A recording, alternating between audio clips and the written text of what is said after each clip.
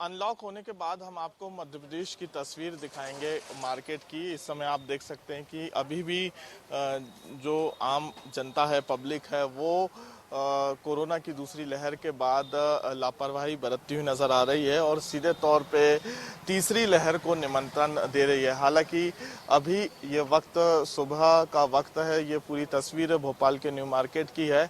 यहाँ पे जो व्यापारी वर्ग हैं, इन्होंने तो वैक्सीन लगवाई है, लेकिन इसके साथ साथ जो नियम प्रशासन सरकार की तरफ से बनाए हैं उसका भी पालन करते हुए व्यापारी नजर आ रहे हैं। अपनी जो दुकानें हैं, दुकानों के बाहर उन्होंने रस्सी बांधी है और इसके साथ ही सोशल डिस्टेंसिंग के लिए उन्होंने दुकान के बाहर जो है सर्कल बनाए हैं।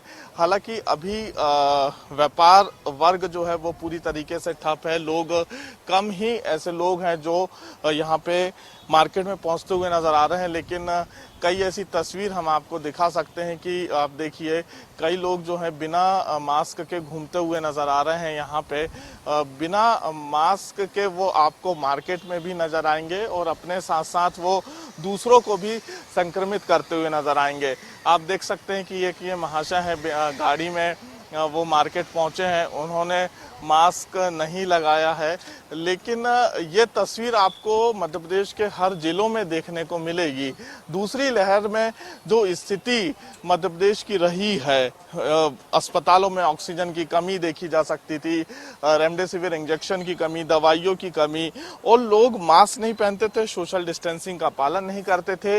इस वजह से संक्रमण काफी तेजी से फैला और अगर मास्क पहनते भी हैं तो मास्क उनके नाक के नीचे है। तो सीधे तौर पे ये तीसरी लहर को निमंत्रण देते हुए नजर आ रहे हैं। दूसरी लहर से जो स्थिति थी, हमने देखा कि कितने लोग जो हैं उन्होंने अपने परिजनों को खोया है। कई ऐसे बच्चे हैं जिन्होंने अपने माता पिता को खोया है, घर के मुखिया को खोया है, और अब एक बार फिर मध्य प्रदेश की जनता जो है वो यहाँ पे लापरवाही बरतती हुई नजर आ रही है। मास्क नहीं पहन रहे हैं, सोशल डिस्टेंसिंग का पालन नहीं कर रहे हैं, सैनिटाइज का यूज नहीं कर रहे हैं। ऐसी स्थिति में कह सकते हैं कि मध्य प्रदेश में इन लापरवाही की वजह से तीसरी लहर भी जल्द ही दस्तक दे सकती है।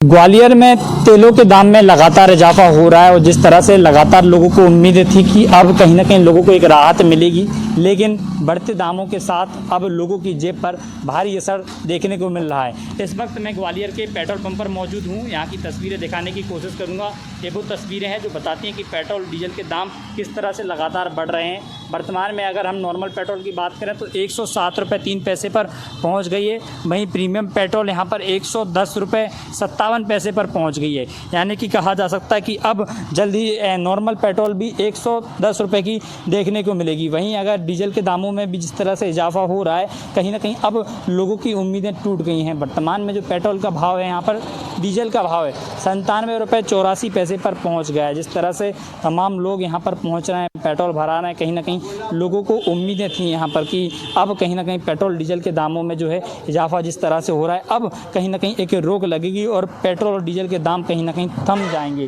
तमाम लोग यहाँ पर पहुँच रहे हैं और अपनी गाड़ी में पेट्रोल भरा रहे हैं, क्योंकि जिस तरह से अब कहीं ना कहीं लोगों की आम बजट का उम्मीद थी, कई तरह की लोगों की बातें सामने आ रही थी और लोगों को उम्मीद थी सरकार से कि अब कहीं ना कहीं दामों को एक राहत यहाँ पर मिलेगी। लेकिन जिस तरह से दाम लगातार बढ़ रहे हैं, अब कहीं ना कहीं लोगों की जो उम्मीदें हैं वो टूट गई हैं, क्योंकि दाम लगातार बढ़ते जा रहे हैं। अब इस बढ़ते दामों के साथ देश भर में मानसून सुस्त है और ग्वालियर में पिछले 9 साल का रिकॉर्ड तोड़ दिया है, क्योंकि ग्वालियर में कल यानी कि मंगलवार को 44 डिग्री टेम्परेचर नापा गया है। ग्वालियर में लगातार भीषण गर्मी के साथ तपस लोगों को पड़ रही है, लू का सामना करना पड़ रहा है, लेकिन अभी मौसम बदलने की संभावना फिलहाल मौसम विभाग ने इनकार कर दिया है, क्योंकि जिस तरह से देखा जा रहा है कि पश्चिम विक्षोभ सक्रिय है और राजस्थान के कई इलाकों में अभी तक मानसून नहीं आया, जिसके चलते पाकिस्तान और राजस्थान से जो लू हवाएं आ रही हैं तेज़ रफ्तार के साथ, वो कहीं ना कहीं अब अंचल में दस्तक दे चुकी हैं। ग्वालियर में कल पूरे मध्य प्रदेश में ग्वालियर जिला सबसे गर्म रहा और देश भर में चौथे स्थान पर ग्वालियर पहुंच गया है। लेकिन माना यही जा रहा है, मौसम वैज्ञानिकों की माने तो अब करीब 1 सप्ताह तक लोगों को ऐसी ही भीषण गर्मी का सामना करना पड़ेगा। फिलहाल अभी मौसम परिवर्तन की कोई बात सामने आ नहीं रही, क्योंकि जिस तरह से देखा लोगों को मानसून की संभावना थी कि अब जल्द ही मानसून आ सकता है, लेकिन मानसून ना आने के चलते लोगों को गर्मी पड़ रही है। पिछले 9 साल का रिकॉर्ड तोड़ दिया गया है। तमाम जो लोग यहाँ से गुजर रहे हैं वो कहीं ना कहीं उन्हें गर्मी का सामना करना पड़ रहा है, क्योंकि जिस तरह से भीषण लू चल रही है। देखिए साफ तौर पर लोग मुंह पर रुमाल बांधकर या अन्य अपनी तौलिया बांधकर, गमछा बांधकर निकल रहे हैं, क्योंकि जिस तरह से ग्वालियर शहर में लगातार भीषण गर्मी पड़ रही है तो कहीं ना कहीं लोगों को दिक्कत का सामना करना पड़ रहा है। देर रात पुलिस की डायल 100 सेवा को एक फ़ोन आता है और एक शख्स कहता है कि मैं फांसी लगाकर आत्महत्या करने जा रहा हूं। जो सुनकर पुलिस के होश उड़ जाते हैं, कान खड़े हो जाते हैं और कोतवाली थाना पुलिस छिंदवाड़ा और डायल 100 की टीम हरकत में आती है और उस शख्स को बातों में लगाए रखती है, मुस्तैदी दिखाती है और उस जगह पहुँचती है जहाँ उस शख्स का घर है। 10 मिनट 12 मिनट का अंतराल तय करती है और डायल 100 की टीम जो है उसके घर पहुँच जाती है, उसको बातों में लगाए रखती है, उसको कहती है कि देखिए फांसी मत लगाइएगा, आत्महत्या मत कीजिएगा, ये बुज़दिलों का काम है। और आखिरकार ये होता है कि उस शख्स की जान बचा ली जाती है। ये मुस्तैदी छिंदवाड़ा की डायल 100 टीम ने और कोतवाली थाना पुलिस की टीम ने दिखाई है। हमारे साथ वो आरक्षक इस वक्त मौजूद हैं जो डायल 100 में चलते हैं। उनसे जानते हैं सारा घटनाक्रम क्या था। ये बताइए, जब आपको फ़ोन आया उस शख्स का कि मैं आत्महत्या करने जा रहा हूँ, क्या किया आपने उस वक्त? हाँ, मेरा नाम अतुल ठाकुर है, आरक्षक 884 छिंदवाड़ा कोतवाली थाने में पदस्थ हूँ मैं। देर रात को इवेंट आया, कंट्रोल ने बताया कि कोई व्यक्ति है फांसी लगा रहा है, तो हम तत्काल सूचित कान खड़े हो गए हमारे भी। हम तत्काल पहुँचे, उसको बातों में लगाए रखा, भैया ये क्यों कर रहे हो, क्या है। बातों में पूछा, उससे एड्रेस पूछ लिया बातों बातों में, कहाँ भैया मरोगे तो भैया हमको तो लेने तो आना पड़ेगा बताइए कहाँ है। तो उनने बातों बता, मैं गली नंबर गुलाबरा में 3 नंबर में रहता हूँ। तत्काल प्रभाव से हम पहुँचा तो वहाँ 2-3 लोगों से पूछताछ की, भैया ये मेरे वक्त कहाँ रहता है, बबलू ठाकुर बता रहा है कोई। तो मौके पे 1-2 लोग मिले और वहाँ किराए से एक लड़का रहता राहुल सोनी, उससे भैया बोले यही हैं। तो वहाँ देखा तो फांसी के पूरा फंदा तैयार रखा था, स्टूल तैयार रखा था। दरवाज़ा हम गए, खटखटाया तो दरवाज़ा खुला नहीं, हमने धक्का सा लगाया, दरवाज़ा खोल दिया लात मार के। दरवाज़ा खोले, फिर उसने देखा कि पुलिस आ गई तो उन्होंने स्टूल हटा के टंग गया। तो वैसे ही हमने उसका पैर पकड़ लिए और फिर रख लिए और मेरे साथ पायलट को बुलाया मैंने, भैया जल्दी आओ जल्दी आओ। और फिर तत्काल प्रभाव से उसको लड़के को जो बाहर खड़ा था उसको बोले चाकू लाओ, चाकू से रस्सी काटी गई और फिर उसको फिर नीचे गिरा लिया। और फिर तत्काल टीआई साहब को मैंने फ़ोन लगाया, सर ऐसे ऐसा हुआ है। उन्होंने बोला तत्काल प्रभाव से अस्पताल ले जाओ और उसका मुलाजा कराओ। तो व्यक्ति थोड़ा शराब के नशे में था और पारिवारिक कारणों से थोड़ा परेशान था। आप भी मौजूद थे उस वक्त? कितनी तकलीफ गई, कितनी मेहनत लगी उस टाइम उसकी जान बचाने में? बहुत मेहनत, हम लोग आनंद फानंद में उसकी जान बचाया कि मतलब व्यक्ति को बचा लिया जाए कैसे भी करके। हमने दोनों ने, आरक्षक भैया और मैंने, उनको कंधे में बैठाल के रखा और एक व्यक्ति को बोला कि चाकू लेके आओ, उससे रस्सी काटे तो उसकी जान बहुत बचा ली गई है हमने। देखिए बिल्कुल ये एक सराहनीय काम जो है छिंदवाड़ा की कोतवाली पुलिस की टीम का रहा, 100 डायल टीम का रहा, जिनको लगातार इवेंट मिलते हैं और ये कहीं ना कहीं ये इवेंट, ये टास्क बड़े टफ होते हैं। हम इस वक्त उस घर के सामने मौजूद है जहां इस टीम ने पहुंचकर उस शख्स की जान बचाई थी। तो ये बिल्कुल अपने आप में छिंदवाड़ा पुलिस का एक सराहनीय काम है, एक जान छिंदवाड़ा पुलिस ने। राजगढ़ जिले में टीकाकरण महाअभियान की कल से दूसरे चरण की शुरुआत होने वाली है।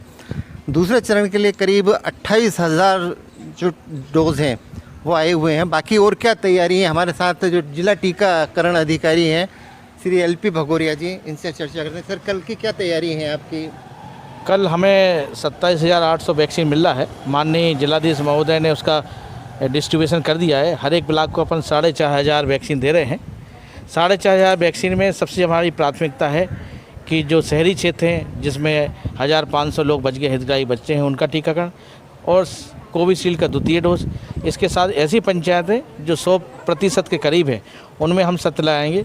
और तीसरी राज्य सरकार की जो प्राथमिकता है, माननीय मुख्यमंत्री जी की प्राथमिकता है कि हाई रिस्क ग्रुप में दुकानदार हैं, ठेले वाले हैं, सब्जी वाले हैं, मेट हैं, काम करने वाली बाइयाँ हैं और अन्य लोग हैं, नाई हैं, ऐसे लोग जिससे संक्रमण एक दूसरे से फैलता है, जो हाई रिस्क ग्रुप को भी हम कल कवर करेंगे। हमें आशा है कि हमारा स्पीड टीकाकरण 100% होगा। हमारी जो माननीय कलेक्टर साहब नीरज कुमार सिंह के अनुसार 1 लाख डोज की तैयारी थी, लेकिन राज्य शासन से हमें केवल 27,800 ही डोज मिले हैं, तो वो लक्ष्य हम कल उसका पूरा करेंगे। कल जो है 28,000 जो डोज मिलेंगे उनको 100% लगाया जाएगा। बाकी जो जैसे जैसे आते जाएंगे वैसे वैसे तैयारी जो टीकाकरण की जाती रहेगी। बाकी टीकाकरण हो चुका है। अब ये टीकाकरण की जो अपनी शुरुआत हुई थी वो 16 जनवरी से हुई थी। तो सबसे पहले अपन ने हेल्थ केयर वर्कर को लगाया, फ्रंटलाइन वर्कर को। उसके बाद 1 मार्च से अपन ने 45 वर्ष से ऊपर वालों को टीकाकृत किया है। कल दिनांक तक अपने 4,20,000 लोगों को टीकाकृत हो गया है, जिसमें 39,000 लोग सेकेंड डोज दूसरा टीका लग गया है। बाकी शेष 4.25 लाख लोग लगभग प्रथम डोज से लग चुका है। और आने वाले 3 तारीख को हम कोवैक्सीन का सेकेंड डोज लगाएंगे। ये जर्नी लगातार चलेगी।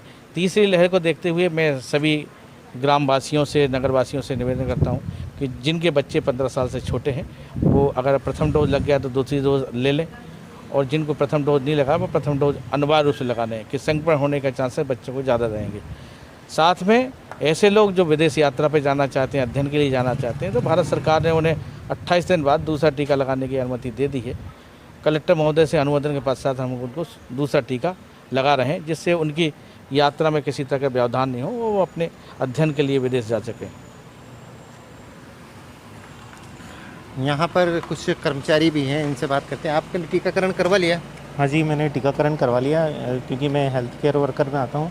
तो मेरा जो 25 जनवरी को ही मेरा प्रथम डोज लग गया था, मेरा दूसरा डोज भी कंप्लीट हो गया है। अब मैं पूर्ण रूप से सुरक्षित हूँ कोविड से। मेरे परिवार के जितने भी सदस्य 18 वर्ष से ऊपर के थे उनका भी पूर्ण टीकाकरण हो चुका है, उनको भी दूसरा डोज लग चुका है। मेरा परिवार अब कोविड के प्रति पूर्ण रूप से सुरक्षित है। और मैं सभी से यही अपील करना चाहूँगा कि जिस तरह मैंने अपने परिवार के प्रति जिम्मेदारी निभाई और उनको आगे रख के टीका लगवाया है, आप सब भी अपने परिवार के सभी 18 वर्ष से अधिक उम्र के सदस्यों का पूर्ण टीकाकरण करवाएं, दूसरा डोज भी लगवाएं। धन्यवाद। ये एक और है हमारे साथ, थोड़ा आप भी बताइए टीकाकरण के बारे में। सर, टीकाकरण बहुत ज़रूरी है इस महामारी को देखते हुए, और मेरा सभी से अनुरोध है कि जितनी जल्दी से जल्दी हो अपने नज़दीकी टीकाकरण केंद्र पर जाकर टीकाकरण कराएं, क्योंकि केवल वैक्सीन ही इस बीमारी से एकमात्र इलाज है। और मेरा पुनः सभी से निवेदन है कि अपना वैक्सीनेशन कराएं और अपने साथियों को भी इस बारे में सूचित करें। धन्यवाद। देखा जाए तो ज़िले में अब तक 4.25 लाख लोगों को टीकाकरण हो चुका है प्रथम डोज, और करीब 11.5 लाख लोगों को और होना है। इस कल जो महाअभियान होने वाला है इसमें 28,000 लोगों का टीकाकरण होना है।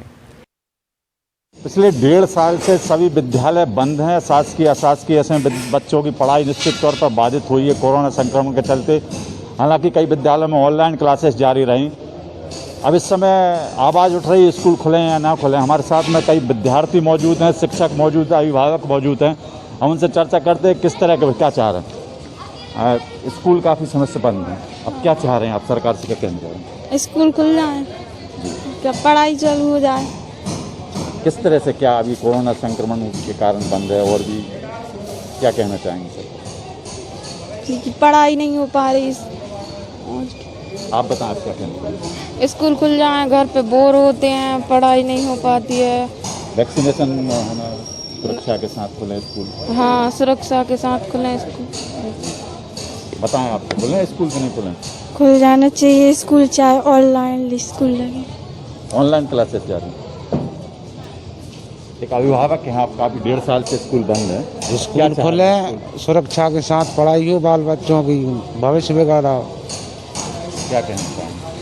बस यही कहना चाहता हूँ सर के बच्चे बहुत पीछे हो चुके हैं पढ़ाई में जी, और लगभग 2 साल हो चुके हैं जी। और जो व्यवस्था करे, व्यवस्था तो ये होनी चाहिए कि क्या तो अपने माने ऑनलाइन द्वारा होने चाहिए पढ़ाई, वो नहीं तो फिर स्कूलों में इतनी सुरक्षा खुद बच्चे करें, खुद टीचर करें, ताकि असुविधा ना हो गए, कोरोना से बचाव हो सके। जी जी। हमारे साथ कुछ टीचर भी मौजूद हैं। सर, अब पिछले 1.5 साल से विद्यालय बंद हैं, अब क्या कहना चाहेंगे, किस तरह से? हमारा कहना यह है जी कि स्कूल खुले, बच्चों पढ़ाई बशर्ते उनका वैक्सीन हो जाए, इसके बाद बच्चों का वैक्सीन हो जाए इसके बाद स्कूल खुले, कोई दिक्कत नहीं है। लेकिन वैक्सीन होने से पहले स्कूल खुलते हैं तो हो सकता है कोई बच्चा संक्रमित हो सकता है, उससे हमारे स्कूल में 1200 बच्चियाँ हैं तो उनको संक्रमित हो सकती है, उससे ज़्यादा दिक्कत क्या कोरोना प्रोटोकॉल का पालन करते हुए स्कूल खुलना चाहिए जी, क्योंकि बच्चों की जो पढ़ाई का लॉस हो गया है करीबन इनको रिकवर करने में अभी 3 साल लग जाएंगे, क्योंकि इतनी पढ़ाई नुकसान हो गई है। जो बच्चे 9th में 10th में थे वो 6-7 लाइक भी नहीं बचे जी, क्योंकि ये पढ़ाई में बहुत बड़ा नुकसान हुआ, क्योंकि बच्चे स्कूल खुलने चाहिए ऐसे कि अब जो वैक्सीन का चल रहा है वैक्सीन लग जाए सब बच्चों के लिए, उसके बाद स्कूल खुले।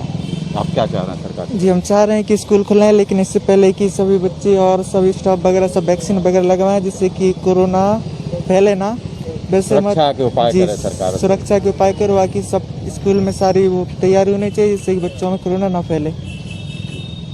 स्कूल बंद हैं, अब स्कूल खुलना चाहिए कि नहीं? क्या खुलना चाहिए? किस तरह से, क्या कहना चाहते हैं? कोरोना की सुरक्षा देखकर पूरी सुरक्षा सुनिश्चित करें। सर आप टीचर हैं यहाँ पे, बच्चे भी चाह रहे हैं कि सुरक्षा के साथ खुलें स्कूल, किस तरह से प्रावधान करे सरकार स्कूल खोलने की कवायद कर रही है? बच्चों की सुरक्षा सबसे पहले है। वैक्सीन आने के बाद, बच्चों को वैक्सीन लगने के बाद ही स्कूल खुलना चाहिए, तभी हम सोच सकते हैं कि बच्चों के लिए स्कूल खोलेगा। ऑनलाइन क्लासेस की व्यवस्था? ऑनलाइन क्लासेस तो बराबर पिछले सत्र में भी चली थी और इस सत्र में भी लगातार जारी है। विद्यार्थी चाह रहे हैं, शिक्षक भी चाह रहे हैं कि सुरक्षा के मानक तय करे सरकार, बच्चों को वैक्सीन लगवाए तभी विद्यालय खुला, नहीं तो ऑनलाइन क्लासेस जारी रखें। कोरोना संक्रमण से बचाने के लिए यही एक उपाय है। मुरैना के राजमाता विजयाराजे सिंधिया आंचलिक कृषि अनुसंधान केंद्र के ये मौसम जो शाखा है, मौसम का जो विभाग है, उसके जहां उपकरण लगे हुए हैं, इस वक्त हम वहां मौजूद हैं। दोपहर के 3 बजे हुए हैं। तेज़ धूप का सामना हमको भी करना पड़ रहा है, हालांकि नागरिकों को भी करना पड़ रहा है। ये आप देख सकते हैं ऑटोमेटिक वेदर सिस्टम इनका लगा हुआ है, यहाँ से टेम्परेचर का प्रतिदिन लेना जोना रखा रहता है। इससे मौसम की कई गतिविधियों की ये जानकारी वैज्ञानिक और रिसर्चर यहाँ से लेते रहते हैं। यहाँ तापमापी भी लगा हुआ है, जिससे कि न्यूनतम और उच्चतम तापमान की माप की जाती है लगातार। मैं आपको बता दूं कि मुरैना में बीते 2 दिनों में काफ़ी तापमान बढ़ा हुआ है। 29 से जहां 30 हो गया न्यूनतम तापमान, वहीं उच्चतम तापमान 41 से आज 43 पर पहुंच गया है। भीषण गर्मी का एहसास हो रहा है, लोग बड़े हलकान हो रहे हैं। ये तापमान का जो सेंटर है, ये यहाँ पर आप देख सकते हैं। ये इसके जो प्रभारी हैं डॉक्टर हरविंदर सिंह, वो यहाँ आए हुए हैं और ये दोपहर में और सुबह लगातार तापमान लेते हैं और तापमान लेकर सबको ये अवगत कराते हैं कि आज की स्थिति क्या है। हम इनसे मौसम के बारे में कई चीज़ों की जानकारी लेंगे, जिससे पता चलेगा कि वर्तमान के हालात क्या हैं। जी डॉक्टर साहब, टेम्परेचर लगातार 2 दिन से बढ़ रहा है, भीषण गर्मी है, क्यों है ये? अगर विगत पिछली सालों को देखें तो पिछली साल को छोड़ के पिछली साल अगर हम 2020 की बात करें तो 1 जून से हमारी यहाँ बारिश स्टार्ट हो गई थी और मानसूनी बारिश ही थी। प्री मानसून कहें तो उसको कोई गलत नहीं है, एक प्री मानसून के साथ मानसून ही मिला हुआ था। लेकिन इस साल न तो प्री मानसून ढंग से हुआ, मई के माह में बारिश हुई तो उसको प्री मानसून बोलते नहीं है, और इस बार मानसून की कमी के कारण और ये लगातार टेम्परेचर में बढ़ोतरी हो रही है। हमारा टेम्परेचर 38 से लेकर आज 43 डिग्री सेल्सियस पर आ गया, और जबकि न्यूनतम तापमान हमारा 26 और 24, 26, 27 से लेके आज जो है 30 डिग्री सेल्सियस पे आ गया है।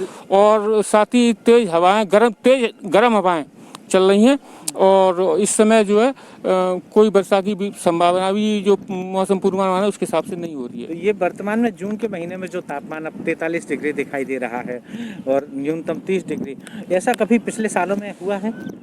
अगर हम देखें तो 2011 में हमारा तापमान जून के महीने में 50 डिग्री सेल्सियस पे अधिकतम गया था और न्यूनतम तापमान 31 डिग्री सेल्सियस गया था। लेकिन उस समय वर्षा अच्छी हुई थी और वर्षा ठीक भी, मतलब जो हमारा एवरेज है उससे अधिक हुई थी।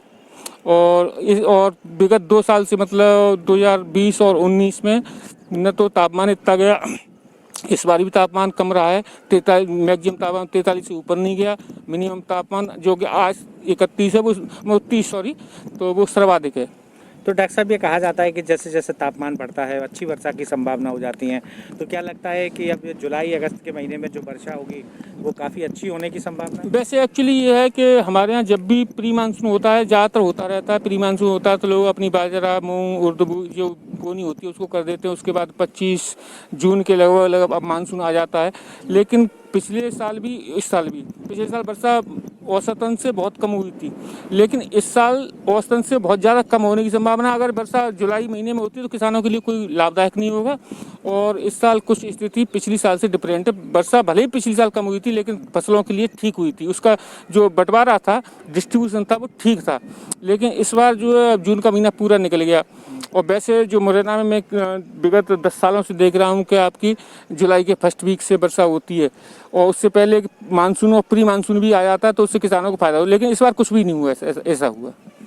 देखिए, आप ये डॉक्टर साहब का कहना है गर्मी से जहां लोग हलकान हो रहे हैं वहीं इस बार वर्षा की संभावना कम दिखाई दे रही है।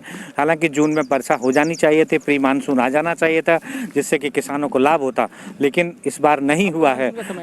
अब जो मानसून का समय है उसको लगता है अगर मानसून आया तब भी कोई बड़ा लाभ नहीं होगा। हालांकि किसानों का काम भर चल जाएगा। मुरैना के आंचलिक कृषि अनुसंधान केंद्र से कैमरामैन शमशेर खान के साथ इंडिया न्यूज़ के लिए मैं उपेंद्र गौतम।